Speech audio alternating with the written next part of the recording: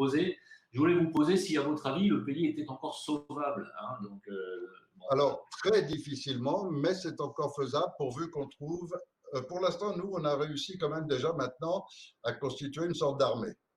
Pas une grosse armée, mais beaucoup de légionnaires, beaucoup de paras, beaucoup de gendarmes, de policiers.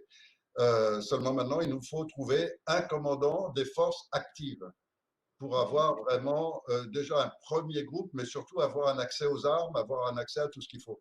Parce qu'il ne faut pas se faire d'illusions, de toute façon, il n'y aura pas d'autre moyen que d'avoir l'appui de l'armée, des forces armées, pour arrêter ces criminels. Et ensuite, ce ne sera pas seulement l'arrestation de ce gouvernement et de tous les complices, c'est aussi épurer totalement la France de leur réseau. Ça veut dire épurer la magistrature, épurer la police, épurer la gendarmerie. Et c'est énorme, y compris la santé d'ailleurs. C'est énorme. C'est énorme. Donc c'est un travail dans lequel l'armée doit être présente, doit accompagner la transition et assurer que petit à petit, on va pouvoir virer tous les procureurs, tous les préfets et les remplacer au fur et à mesure par des gens intègres. Parce que c'est tous les préfets, tous les procureurs qui sont dans leurs outils dans chaque département. Alors, pour être un petit peu plus précis, bon, les gens qui me suivent savent très bien de qui on parle quand on parle de mafia qui dirige le monde. Nous, c'est clair, pour nous, c'est une mafia maçonnique. Hein, c'est les hautes loges maçonniques dans lesquelles baignent des gens de toute communauté. Hein, bon, on va pas s'étendre trop là-dessus, mais c'est surtout les loges maçonniques et la haute maçonnerie. Ouais. Ces réseaux, on le sait, sont d'abord, primo, sont cachés, sont puissants. Ils marchent main dans la main avec la très haute finance. Comment faire pour dégager ces gens-là? Moi, c'est la question que je me pose, c'est qu'on ait les policiers, les forces de l'ordre, l'armée avec nous, c'est très bien, mais s'il n'y a pas un éveil massif du peuple à cette réalité, est-ce que ça suffira? Alors, dès l'instant où l'armée se sera mise en marche pour arrêter ce gouvernement et ouvrir la porte à la transition, il y a le programme de la transition qui permet qu'effectivement toute la population française va immédiatement être informée et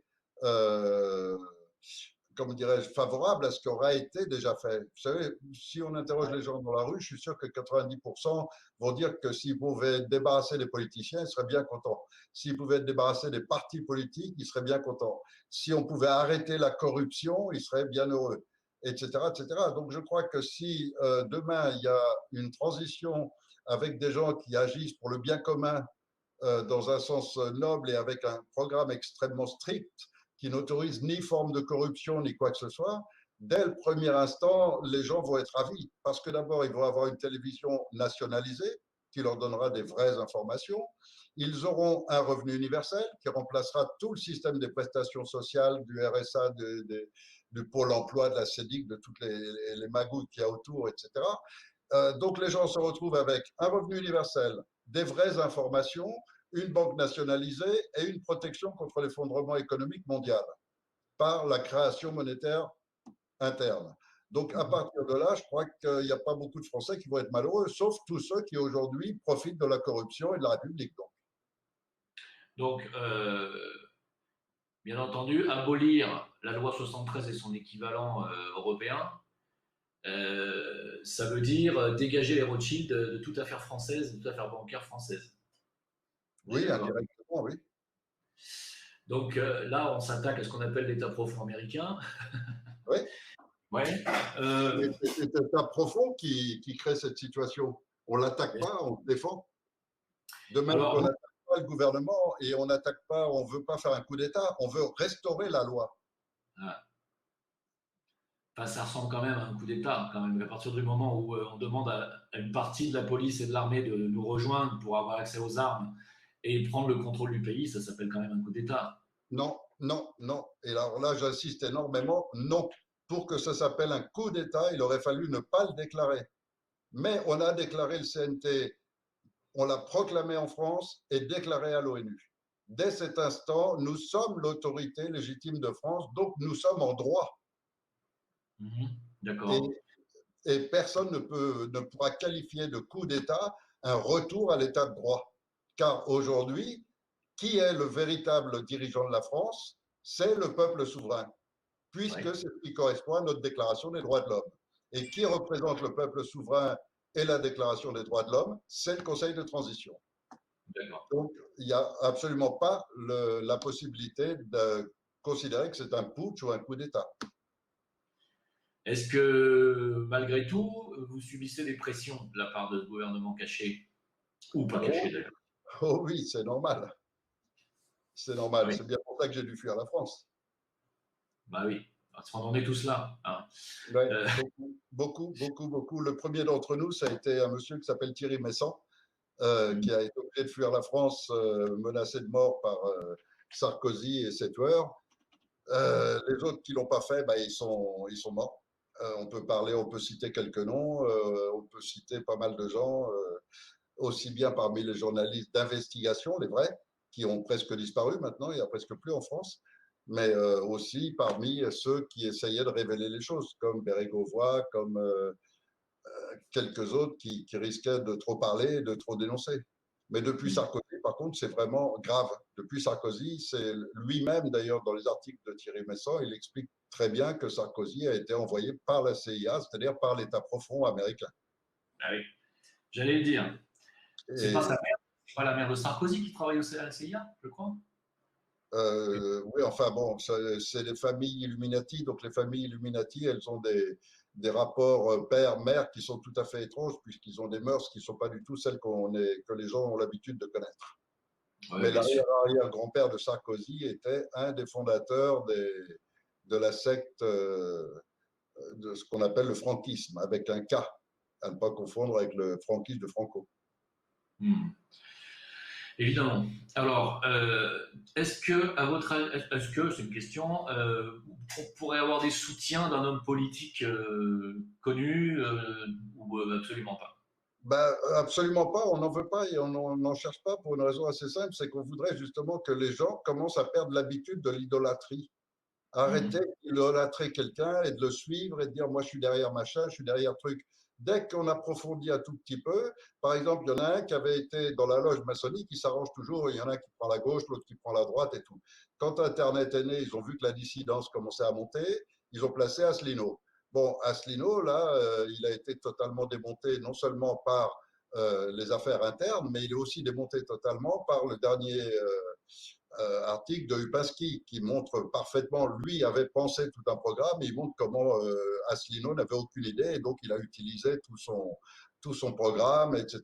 Mais en enlevant tout ce qui rentrait pas dans le cadre d'essayer de lui permettre d'arriver dans la République et prendre une belle place à son tour. Donc les uns Mhm. après les autres, ils tombent dès qu'on approfondit un peu, leur réalité n'a rien à voir avec ce qu'ils présentent. Mhm. Et donc, il n'y a pas un politicien qui présente un intérêt. Euh, D'autant plus que je crois qu'aujourd'hui, il est temps de changer de paradigme, vraiment. Il faut que les gens commencent à responsabiliser eux-mêmes. Il faut que les gens acceptent de changer totalement le système de république qui n'a jamais fonctionné dans aucun pays du monde. Et donc, il n'y a pas de raison de poursuivre avec ça. Et qu'il faut maintenant complètement changer le paradigme. Et changer de paradigme, ça veut dire repenser toute la société. Et ça peut pas se faire avec des politiciens qui ont été conditionnés ou formatés pendant 40 ou 50 ans dans un système où c'est celui qui les enrichit, qui les nourrit et qui leur donne leurs privilèges. Donc, il n'y a pas un seul d'entre eux qui peut changer. Philippot, pareil, comme tous, c'est pareil. Hier, c'était Asselineau à la mode, demain, ce sera Philippot et après-demain, un autre. Mais tout cela fonctionne dans le même schéma. Exactement. Exactement, c'est ce que j'essaie d'expliquer à tout le monde. Et d'ailleurs, en parlant avec mon ami Stéphane Blais, qui est également quelqu'un qui est très éveillé et qui a fait partie de la maçonnerie à haut niveau et qui les a dénoncés de l'intérieur en écrivant un livre assassin sur leur magouille, lui-même a dit clairement la dernière fois qu'il est venu ici qu'il fallait dissoudre la Ve République maçonnique, point final, et que tant qu'on ne l'aurait pas fait, rien ne changera dans ce Tant pays. qu'on restera sous la franc-maçonnerie, on ne peut pas en sortir. Et tant que les gens n'auront pas compris que le salut viendra d'eux-mêmes et non pas de croire, parce que les gens qui croient en Asselineau, ils courent derrière Asselineau. Les gens qui croient en Philippot, que je connais à peine, je ne sais même pas qui c'est, mais courent derrière. Et puis d'autres, ils croient que c'est Trump, d'autres croient que c'est Poutine, d'autres croient que c'est les extraterrestres et tout ce qu'on veut. Mais pourquoi? Parce que tout ça, ce sont des manières de se défiler, de dire je ne suis pas responsable, il y a quelqu'un qui va venir nous sauver, mais moi, je ne lève pas le petit doigt. Alors, tant que les gens seront dans cet état d'esprit, bah, même s'il y avait un sauveur, bah, il deviendrait leur maître à la place du maître qu'ils ont en ce moment. Tout simplement parce qu'une population tellement apathique, tellement soumise, bah, il n'y a aucune raison de la sauver. Et donc, effectivement, il faut que ce soit la population d'elle-même qui commence à se lever, qui commence à se réveiller, qui commence à se dire, je suis chez moi, je suis un être humain, j'ai des droits. Et ces droits, je les exerce. C'est exactement ça, c'est-à-dire que ce soit un candidat providentiel politique qui sauverait le monde, ou que ce soit le Messie ou le retour de Jésus, les gens attendent un sauveur, alors que ça n'est pas comme ça que ça doit se passer. C'est les gens qui doivent s'éveiller. Il n'y a que par l'éveil, moi c'est tout ce que je dis toujours, hein, il n'y a que par l'éveil massif du peuple que les choses peuvent changer. Voilà. Tout à C'est fait. pour ça On est complètement d'accord. Et c'est pour ça que j'ai conçu tout le programme du CNT de manière à m'en exclure. Et m'en exclure, c'est la meilleure garantie pour tout le monde, pour tous, que je ne suis pas la personne qui essaye de se mettre en avant. Je suis en train de travailler pour mettre tout le peuple français en place, avec un droit d'expression, un droit de participer à la vie et aux lois et à tout ce qui se décide en France. Et donc, je ne serai pas personnellement partie prenante. Alors, moi, j'ai envie de dire, à partir justement de ce principe qu'il faut un seuil critique de personnes éveillées pour changer les choses ou réveillées, à votre avis, combien faudrait-il de personnes dans le CNT ou pas, ou en tout cas de personnes qui ont envie que ça change? Combien faudrait-il qu'il y en ait pour qu'on puisse Disons, avoir des résultats? bah, disons qu'en nombre réel, si vous faites une expérience, vous avez, mettons, 10 000 abonnés et vous lancez un appel. Et sur 10 000, vous avez combien de personnes qui vont venir? Mhm. 300. Avec 300, vous ne faites rien. Alors après, vous faites la proportion dans l'autre sens et vous vous dites, pour qu'on soit 30 000 dans la rue, il faut donc que j'ai 10 millions d'abonnés. Bon, c'est pas possible. Donc, dans tous les cas, on est dans une impossibilité totale. Et puis, de toute façon, je crois que si on observe un peu l'humanité, tous les mouvements qui ont réussi sont toujours partis de quelques personnes. Quelques personnes qui avaient une idée forte. Et c'est ce qu'on a au CNT avant tout. C'est une idée forte. Et une idée que portent maintenant beaucoup de gens, qui fait que demain je suis là ou pas là, c'est pareil. Ma présence n'est plus importante parce Mhm. que les idées sont portées par une multitude de gens. Mhm. Et on est d'accord pour dire qu'il n'y a pas que la France qui est sous l'emprise de cette mafia, hein. Voilà, dans le monde entier. Voilà. Et On l'a donc la vu avec question. le confinement. Hein. Ah oui, non, mais c'est sûr. Et donc, ma question est la suivante. Même si les Français arrivaient à chasser cette élite maçonnique, admettons que ça arrive et que la France récupère vraiment son terroir et sa souveraineté par le peuple, est-ce qu'on risquerait pas justement à ce moment-là de se prendre la foudre d'une alliance mondiale qui, elle, est totalement maçonnique sur la tronche? Vous voyez ce que Non, parce que, alors justement, vous vous doutez bien que j'y ai pensé depuis longtemps, et non, parce qu'on a conçu tout le programme dans ce sens-là, y compris donc l'utilisation de la diplomatie française pour tenir un discours aux 193 nations de l'ONU, car c'est notre position, on fait partie du Conseil de sécurité de l'ONU. Et donc on a un droit, grâce à D'accord. l'ONU, de contacter tous les peuples. Or, tous les peuples du monde veulent la paix, l'abondance, la vie tranquille, et il n'y a personne qui a envie de tuer son voisin. Et donc, ce que les politiciens sont en train de faire, la France pourrait servir de phare éthique pour un nouveau concept qui met en place la souveraineté du peuple à travers un concept qu'on a trouvé qui s'appelle la Cour suprême, qui met le peuple en position au-dessus du gouvernement. Ce qui fait que vous auriez dans chaque pays un gouvernement contrôlé par le peuple, avec la possibilité que le peuple décide de lui-même la forme de gouvernance. Par exemple, il trouve un type génial qui sert parfaitement le système, etc. Bah, il n'y a aucune raison de changer tous les 5 ans. Si le type il fait qu'enrichir tout le monde et rendre heureux tout le monde, on va le garder jusqu'à ce qu'il meure, et puis on va en chercher un qui lui ressemble après. Peut-être qu'à l'inverse, ils vont vouloir un président tournant qui change tous les 15 jours. Peut-être, j'en sais rien. Nous, notre rôle en tant que transition, c'est de leur donner le pouvoir et les outils de réflexion et le pouvoir de décision, à partir duquel ils choisiront la forme qu'ils veulent. Mais au-dessus, il y aura toujours la Cour suprême, c'est-à-dire un système qui garantit que le peuple restera toujours le souverain dans son pays.